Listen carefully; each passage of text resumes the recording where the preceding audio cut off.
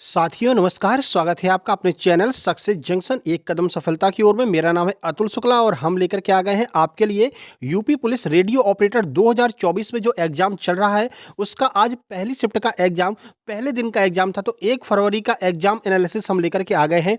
यह जो एग्जाम है वो स्पेशली इस एग्जाम के प्रश्न आपके सीधे सीधे यूपी पुलिस कांस्टेबल में देखने को मिलेंगे, इसलिए यह स्पेशली यूपी पुलिस कांस्टेबल वालों के लिए बहुत ही ज़्यादा महत्वपूर्ण है, जहां पर जीके जीएस के साथ साथ में साइंस और यूपी जीके के भी प्रश्न हम आपको करवाने वाले हैं। तो वीडियो को लाइक कर दीजिए और चैनल को सब्सक्राइब करके नोटिफिकेशन बेल आपको जरूर दबा लेना है। और अगली किसी भी शिफ्ट में आपका एग्जाम है तो आप अपने प्रश्नों को अपने नाम के साथ में इस व्हाट्सएप नंबर पर जरूर सेंड कीजिएगा। नंबर है 7052547003।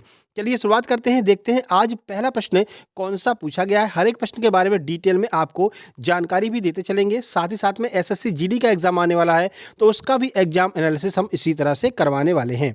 आइए देखते हैं आज का पहला प्रश्न है, राज तरंगड़ी का लेखक कौन है। तो भाई राज तरंगड़ी का लेखक कल्हड़ है। यह आपका इतिहास से प्रश्न पूछा गया है, बहुत महत्वपूर्ण प्रश्न है। चलिए कुछ अतिरिक्त जानकारी आपको दे देते हैं। देखिए, राज तरंगड़ी ऐतिहासिक पुस्तक इतिहासकार कल्हड़ के द्वारा लिखी गई है। राज तरंगड़ी संस्कृत भाषा में, याद रखना किस भाषा में, तो संस्कृत भाषा में लिखी गई थी। राज तरंगड़ी शब्द का अर्थ क्या होता है, यह प्रश्न भी अलग से बना है। तो राज तरंगड़ी शब्द का अर्थ होता है राजाओं की नदी। यह डायरेक्ट प्रश्न एक बार पूछा गया था यूपी ट्रिपल एससी में कि राज तरंगड़ी का अर्थ क्या होता है, तो इसका अर्थ है राजाओं की नदी। तो ये 3 से 4 एक्स्ट्रा फैक्ट भी आपको साथ ही साथ में देखने को मिल गए हैं। ये प्रश्न आगे आपको अगली शिफ्ट में देखने को मिल सकते हैं। चलिए आगे बढ़ते हैं और अगला प्रश्न देखते हैं। अगला प्रश्न है, तृतीय गोलमेज सम्मेलन कहां पर हुआ था। यह भी आपका हिस्ट्री का प्रश्न है। सही आंसर हो जाएगा लंदन में हुआ था तृतीय गोलमेज सम्मेलन। चलिए कब से कब तक चला था, आइए देख लेते हैं। तो तृतीय गोलमेज सम्मेलन का आरंभ 17 नवंबर से 24 दिसंबर 1932 के बीच में हुआ था। इस सम्मेलन में कांग्रेस ने भाग नहीं लिया था। तीनों सम्मेलनों के दौरान इंग्लैंड का प्रधानमंत्री कौन था, तो रैमजे मैकडोनाल्ड जो है वह इंग्लैंड का प्रधानमंत्री था। इस समय के भारत के सचिव कौन थे, तो भारत सचिव सैमुअल होर थे। ये एक्स्ट्रा फैक्ट आपको जरूर याद रखने हैं और ये डेट भी आपको याद रखनी है, ठीक है। अब यहाँ पर प्रश्न एक बनेगा कि बताइए भारत की तरफ से किसने तीनों सम्मेलनों में भाग लिया था, तो वो थे डॉक्टर भीमराव अंबेडकर, जिन्होंने तीनों गोलमेज सम्मेलन में भाग लिया था। यह प्रश्न भी कई बार आपके एग्जाम में पूछा गया है, ठीक है। फिलहाल आपको याद रखना 17 नवंबर से 24 दिसंबर 1932 के बीच में यह तृतीय गोलमेज सम्मेलन आयोजित किया गया था। चलिए आगे बढ़ते हैं। अगला प्रश्न है, अंतर्राष्ट्रीय बालिका दिवस से कब मनाया जाता है। तो 11 अक्टूबर को अंतर्राष्ट्रीय बालिका दिवस मनाया जाता है। चलिए इस प्रश्न के बारे में भी आपको एक्स्ट्रा फैक्ट बता देते हैं। देखिए, दुनिया भर में हर साल 11 अक्टूबर को अंतर्राष्ट्रीय बालिका दिवस मनाया जाता है। इस दिन के मनाने की शुरुआत यूनाइटेड नेशन यूएन ने कब से शुरू किया था, तो 2011 में इसकी शुरुआत की गई थी। यूनाइटेड नेशन ने यह घोषणा की 2011 में कि 11 अक्टूबर को अंतर्राष्ट्रीय बालिका दिवस मनाया जाएगा। अब यहाँ पर प्रश्न बनेगा कि राष्ट्रीय बालिका दिवस कब मनाया जाता है, तो राष्ट्रीय बालिका दिवस आपका 24 जनवरी को मनाया जाता है। यह भी आपको याद रखना है, ठीक है। चलिए, international day of girls child को मनाने के पीछे का उद्देश्य लड़कियों को विकास के अवसर प्रदान कर समाज में लड़कियों को सम्मान और अधिकार दिलाना, यह इसका मुख्य उद्देश्य है, इसलिए इसे मनाया जाता है। चलिए साथ ही साथ में आपको बता दें, जिसका भी यूपी पुलिस कांस्टेबल का आगे एग्जाम आने वाला है तो आपके लिए सबसे ज़्यादा महत्वपूर्ण है यूपी जीके और यूपी करंट अफेयर। तो यूपी करंट अफेयर की वीडियो सीरीज हमने चालू कर दी है। टॉप 500 वीडियो सीरीज में हम क्वेश्चन कराने वाले हैं। तो अगर आप चाहते हैं कि टॉप 500 क्वेश्चन का पीडीएफ एक साथ में आपके पास में पहुंच जाए, तो जो ऊपर आपको व्हाट्सएप नंबर दिया है 7052547003, इस नंबर पर आपको हाई यूपी करंट अफेयर करके सेंड कर देना है और मात्र 20 रुपए का पेमेंट करके, वहां पर आपको फोन पे नंबर दे दिया जाएगा, मात्र 20 रुपए का पेमेंट करके आपको वो टॉप 500 की जो करंट अफेयर की जो पीडीएफ है, साथ ही साथ में यूपी जीके की एक्स्ट्रा पीडीएफ भी प्राप्त कर लेनी है। ये ऐसे प्रश्न हैं, इनसे एक भी प्रश्न बाहर नहीं जाने वाला है, तो इसको पीडीएफ आपको प्राप्त कर लेनी है, क्योंकि काफी कम समय बचा है आपके पास में यूपी पुलिस कांस्टेबल के लिए, ठीक है। तो यह पीडीएफ आप उस व्हाट्सएप नंबर पर हाई यूपी करंट अफेयर करके प्राप्त कर सकते हैं। मात्र 20 रुपए का पेमेंट आपको करना रहेगा। अगला प्रश्न देखिए, सौरसेनी कौन सी भाषा है, तो सौरसेनी प्राकृत भाषा के अंतर्गत आती है, ठीक है। प्राकृतिक भाषा में इसको काउंट किया जाता है सौरसेनी को। अब सौरसेनी के बारे में महत्वपूर्ण प्रश्न और क्या बन सकता है, तो पश्चिमी हिंदी का विकास जो है वो सौरसेनी अपभ्रंश से हुआ है, यह भी आपको याद रखना है। चलिए इसके अलावा इसका विकास कहाँ पर हुआ? तो इसका विकास जो है वह मुख्यतः मथुरा और मध्य प्रदेश के आसपास के क्षेत्रों में देखने को मिलता है। सबसे मेन इंपॉर्टेंट यह है कि पश्चिमी हिंदी का विकास किससे हुआ है? तो पश्चिमी हिंदी का विकास सौरसेनी अपभ्रंश से ही हुआ है और यह अपभ्रंश भाषा मानी जाती है।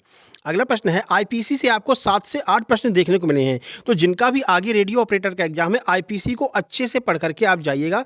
आईपीसी से काफ़ी सारे प्रश्न आपको देखने को मिल रहे हैं। अब सबसे पहले आज सिंपल सा प्रश्न पूछा था कि आईपीसी का पूर्ण रूप क्या होता है, संक्षिप्त रूप क्या होता है? तो आईपीसी का फुल फॉर्म है द इंडियन पीनल कोड, या आईपीसी का फुल फॉर्म होता है।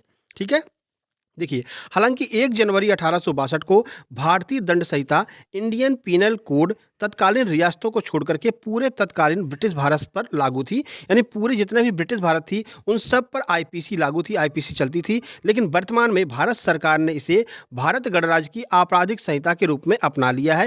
यानी कि अब जो आईपीसी है वो पूरे भारत में लागू है। पहले यह केवल ब्रिटिश भारत में लागू होती थी, जितने भी राजा महाराजा थे उनके मतलब कि क्षेत्र में लागू नहीं होती थी। लेकिन जब भारत स्वतंत्र हुआ है तो भारत सरकार ने इसको अपनी स्पेशली इंडियन पीनल कोड को अपने पूरे भारत में लागू कर दिया। जहाँ पर भारत की जहाँ-जहाँ स्थान होगा, जहाँ-जहाँ भारत होगा गणराज्य भारत, वहाँ पर आईपीसी लागू होती है।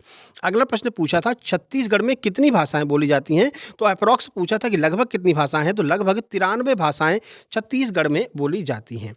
ठीक है, देखिए, छत्तीसगढ़ में लगभग 93 भाषाएं बोली जाती हैं। सर्वाधिक प्रयोग छत्तीसगढ़ में किसका होता है? तो छत्तीसगढ़ी बोली का प्रयोग सर्वाधिक किया जाता है छत्तीसगढ़ में। आगे बढ़ते हैं, प्रथम प्राकृत भाषा कौन सी है? सीधा प्रश्न पूछा था हिंदी में यह प्रश्न। तो हिंदी के ये देखिए बीच-बीच में जो प्रश्न आपको ये प्राकृतिक भाषा वाले आ जा रहे हैं, क्योंकि साहित्य से भी 7 से 8 प्रश्न आपको साहित्य के देखने को मिल रहे हैं आपके एग्जाम में।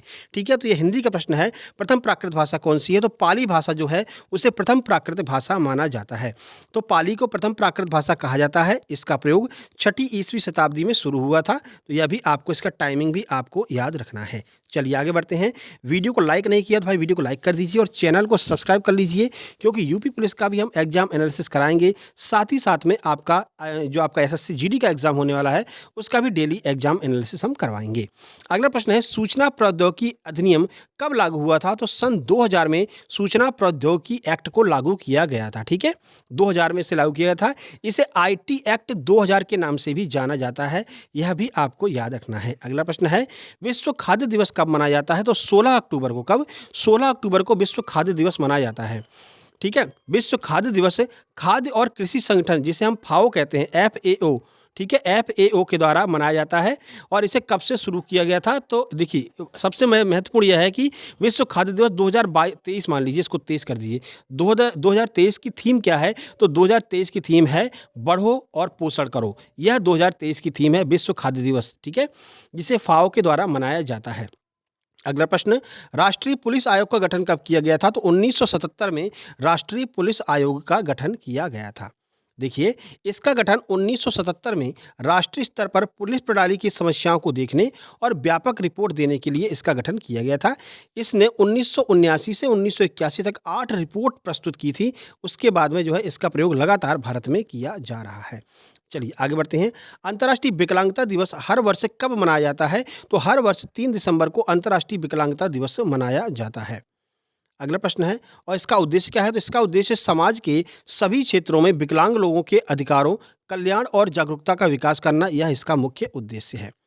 अगला प्रश्न आपका साइंस से है, जेना डायोड को क्या कहते हैं? तो जेना डायोड को हम वोल्टेज नियामक डायोड कहते हैं। ठीक है, इसके अलावा विभंग डायोड भी कहीं पर आपको देखने को मिल सकता है, तो विभंग डायोड भी जेना डायोड को कहा जाता है। अगला प्रश्न है, उत्तर प्रदेश के देवगढ़ में स्थित मंदिर किस शैली में बना हुआ है? यूपी जीके का यह प्रश्न है, और यह प्रश्न आपको यूपी पुलिस कांस्टेबल में भी देखने को मिलेगा, क्योंकि लेटेस्ट प्रश्न है तो ये रिपीट भी होंगे। तो इसे उत्तर प्रदेश के देवगढ़ में मंदिर जो है वो किस शैली में बना है? तो गुप्त शैली की जो वास्तुकला है, या फिर आपको मिल जाएगा सीधे सीधे गुप्त शैली की वास्तुकला में, या फिर नागर शैली, दोनों में से जो भी मिल जाए, दोनों में से वही आपका आंसर हो जाएगा। तो दशावतार मंदिर एक 6ठी शताब्दी का मंदिर है जो उत्तर प्रदेश के देवगढ़ में स्थित है, और यह भगवान विष्णु को समर्पित है। मंदिर का निर्माण गुप्त काल में हुआ था, गुप्त काल के राजाओं के द्वारा इसका निर्माण कराया गया था, यह भी आपको याद रखना है। अगला प्रश्न है, डॉक्टर कैलाश वाजपेयी की रचना कौन सी है? हिंदी का यह प्रश्न है। तो देहात से हटकर, तीसरा अंधेरा, सूफीनामा, भविष्य घट रहा, हवा में हस्ताक्षर, शब्द संसार, ये सारी रचनाएं जो हैं वो डॉक्टर कैलाश वाजपेयी की रचनाएं हैं। यह भी आपको याद रखना है। साहित्य से काफ़ी सारे प्रश्न पूछे गए हैं। मराठी भाषा दिवस कब मनाया जाता है? तो 27 फरवरी को मराठी भाषा दिवस मनाया जाता है। क्यों मनाया जाता है, आइए देखते हैं। मराठी भाषा दिवस हर साल 27 फरवरी को प्रसिद्ध मराठी कवि विष्णु बामन शिरवाडकर की जयंती के उपलक्ष्य में मनाया जाता है। इनकी जयंती इस दिन है, इसलिए जो है मराठी भाषा दिवस मनाया जाता है। देखिए अगला प्रश्न साइंस से है। त्वरण का एसआई मात्रक क्या होता है? तो मीटर पर सेकंड स्क्वायर यह त्वरण का एसआई मात्रक होता है। देखिए अब इसका सीधे परिभाषा देख लीजिए। किसी वस्तु के वेग में परिवर्तन की दर को त्वरण कहते हैं। इसका मात्रक मीटर पर सेकंड स्क्वायर या फिर एमएस स्क्वायर होता है तथा यह एक सदिश राशि है। यह भी आपको याद रखना है कि सदिश है यादिश है, तो यह एक सदिश राशि है। अगला है, ये देखिए 2 बार प्रश्न रिपीट हुआ है। ललितपुर का दशावतार मंदिर किसके शासनकाल में बना था? तो गुप्त काल में बना था। नागर शैली में यह बना है, ठीक है। और यह मंदिर कब बना था? तो 6वीं शताब्दी ईसा पूर्व में जो है 6वीं शताब्दी के आसपास यह बना था और यह उत्तर प्रदेश के ललितपुर के देवगढ़ में स्थित है, ठीक है। अगला प्रश्न, आईपीसी के 364 के तहत, आईपीसी की धारा 364 के तहत कोई हत्या करने के लिए अपहरण या अपहरण करता है तो अपराध के लिए न्यूनतम सजा क्या है? तो न्यूनतम सजा है आजीवन कारावास अथवा 10 वर्ष का सश्रम यानी कठोर कारावास दिया जाएगा। यह आईपीसी से प्रश्न पूछा गया था। अगला प्रश्न है, महादेवी वर्मा को साहित्य पुरस्कार कब मिला था? तो 1979 में महादेवी वर्मा को साहित्य पुरस्कार दिया गया था। देखिए महादेवी वर्मा को 27 अप्रैल 1982 में काव्य संकलन यामा के लिए ज्ञानपीठ पुरस्कार 1979 में साहित्य, देखिए 27 अप्रैल 1982 को इनको ज्ञानपीठ पुरस्कार दिया गया था। इनकी रचना क्या थी? यामा, ठीक है। 1979 में साहित्य अकादमी पुरस्कार दिया गया था, ठीक है। और 1988 में इन्हें पद्म विभूषण दिया गया था। तीनों आपको याद रखना है। आज आपसे पूछा है कि साहित्य अकादमी कब मिला था? 1979 में। आगे पूछेंगे ज्ञानपीठ कब मिला था, फिर पूछेंगे पद्म विभूषण कब मिला था। तो ये तीनों आपको याद करके जाना है। भरत मुनि की रचना कौन सी है? तो भाई भरत मुनि की रचना है नाट्यशास्त्र, ठीक है। और इसका टाइम बहुत मतलब कन्फ्यूजन में है, टाइम कब से कब तक है, लेकिन फिर भी 400 ईसा पूर्व से 100 ईस्वी के बीच में इसका टाइम माना जाता है कि इसका निर्माण 400 ईसा पूर्व और 100 ईस्वी के बीच में किया गया था। चलिए वीडियो पसंद आ गया भाई लाइक कर दीजिए, शेयर कर दीजिए अपने दोस्तों के पास में। यूपी के सभी एग्जाम का एग्जाम एनालिसिस, साथ ही साथ में एसएससी जीडी का भी हम एग्जाम एनालिसिस इसी चैनल पर करवाने वाले हैं और चैनल को सब्सक्राइब करके नोटिफिकेशन जरूर दबा लेना। साथ ही साथ में टॉप 500 अगर आप पीडीएफ एक साथ में प्राप्त करना चाहते हैं तो जो व्हाट्सएप नंबर आपको ऊपर दिया गया है, इस व्हाट्सएप नंबर पर आपको हाई यूपी करंट अफेयर करके सेंड कर देना है। हम आपको तुरंत पीडीएफ सेंड कर देंगे। साथ ही साथ में यूपी जीके की एक्स्ट्रा पीडीएफ भी सेंड कर देंगे। नंबर है 7052547003। ठीक है, तो वीडियो कैसी लगी आप कमेंट बॉक्स में कमेंट करके जरूर बताना। जल्दी मिलते हैं कल के पूरे दिन के एग्जाम एनालिसिस में यूपी पुलिस रेडियो ऑपरेटर के। तब तक के लिए धन्यवाद।